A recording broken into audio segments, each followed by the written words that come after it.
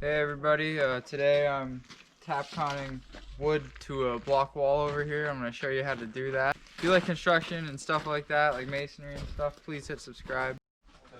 So these are the tools you're going to need. I got a nice Makita hammer drill here and a 3/16 inch masonry bit.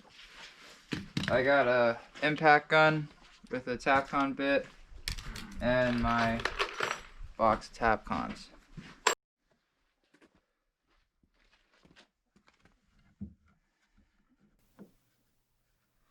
So the first thing you gotta do is make sure your board is held in the right spot. So that's why I have my friend there helping me hold it, and I have my boot on the bottom. Then I take my hammer drill and start drilling. I drill in, get all the way in with the hammer drill bit, and then I ream it out, which means I go in and out, and I clean that hole out, so it's easier for the tapcon to go in. Once I get it nice and clean, grab my tapcon, grab my impact gun, and it goes in really easy.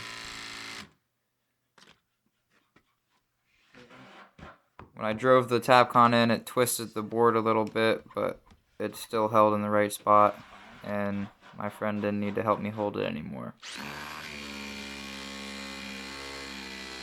Same thing.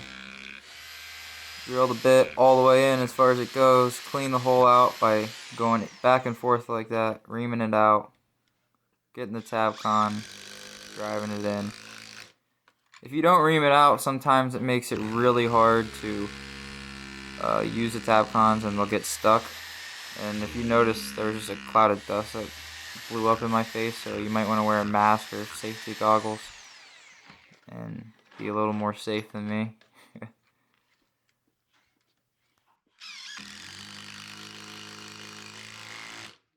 Thanks for watching this video.